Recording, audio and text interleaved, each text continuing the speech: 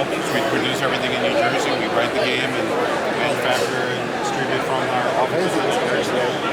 All right, so we're here with Mythicos Studios. How's it going? It's going great. How are you? You go by Father Time, yeah? Unfortunately, yes. They forced that upon me. I'm pretty sure you were in on the joke, but you know, everybody's got their own little nicknames. Yeah. Do you know why that? You think they call me Father Time because I'm old, don't you? Why do they call you Father Time? Because I take forever to play games. I'm slow in the game. That's why they do it. I think I've heard you guys mention that on the podcast before, actually.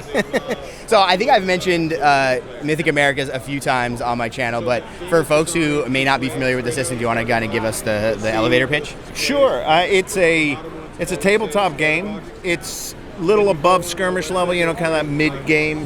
But the true thing that we're trying to represent is just cultures of the Americas, and we're spreading beyond that, but cultures of the Americas that you just don't see on a tabletop. We like to do pre-Columbian, so it's very early. We like to present it historically correct, but we also have a fantasy side to it where but the fantasies are all based on the myths of the culture. So, for example, right here we have Western Federation. That's the Lakota tribes in the plains. And, of course, they have a Thunderbird, which is one of their great, myths. Yeah. And these floating heads, which are the Chichipichaquan. And so that's the goal, is to represent. It seems to hit a nerve with people. People love seeing either things that they're interested in or cultures that they have a heritage to.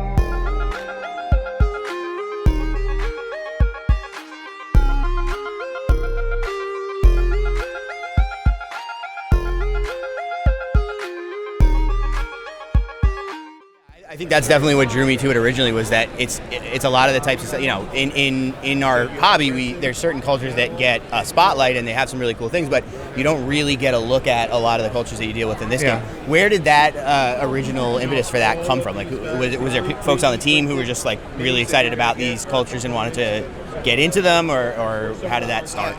There's absolutely part of that, yeah. But some of it is just because they're represented. Like Nelson kind of initiated this. He and I, we've been playing together for many, many years, and he's from a Venezuelan background, and he had a fascination with the Inca and the Amazon, and that just spreads. And I'm just fascinated in all of it. I mean, I'm from the East Coast, so the Haudenosaunee, Iroquois nations and things like that I'm really excited about. But who doesn't think that Maya and Aztec and Inca are fascinating?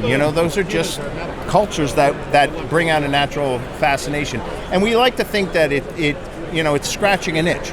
People just want to learn more about it, and not just learn, but then play more with it.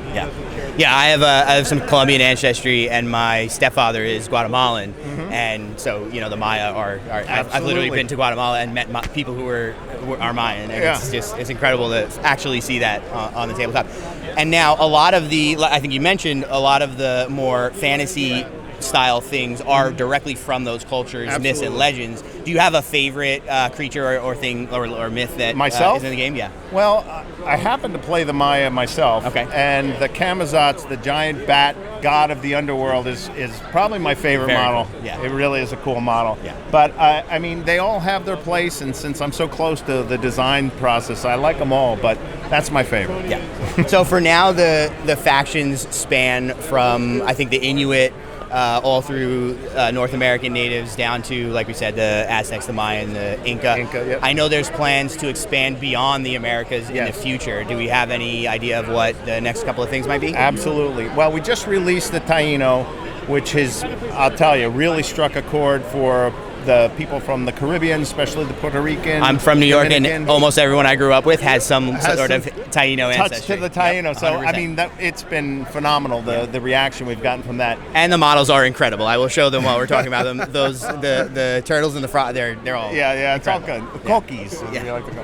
Anyway, the next faction that we're going to be releasing is the Chachapoya, which is kind of an Amazonian up into the Andes. They were a force that kind of was conflicting with the Incas. The Incas eventually overtook them. Then we're going to move, and we were originally set to start with 8 factions. That was our 8. But there's been so much interest in the America side, we figure we're going to continue.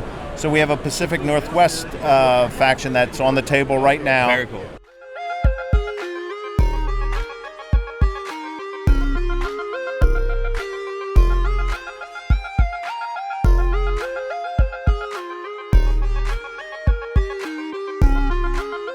And then we also have a Polynesian Kingdoms, which is going to act as a bridge faction to take us from the Americas into Asia.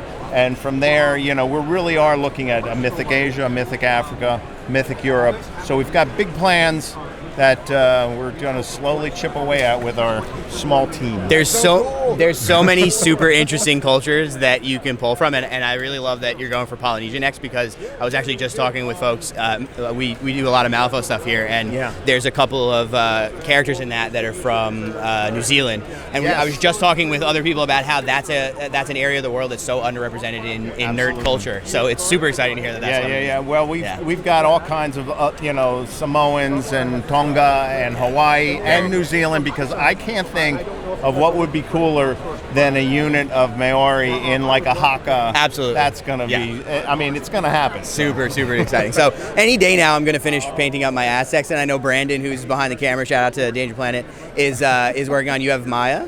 So I have a bunch of tribal nations. Say it into this. So I have a bunch of tribal nations. Okay, awesome. So we're definitely going to get more on Mythic Americas in the very near future, and we might even have a little special trip planned in the near future. So we'll talk. But thank you so much for your time. My pleasure. Thanks, guys. Thanks. Don't forget to like the video and subscribe to the channel so you don't miss more from Gencon 2024. Huge thank you to the Extremely Cool Kids tier on Patreon, the Steam Powered Scoundrels, Dogmatize, Devin, and the Spilled Paint Pot. And thanks for watching.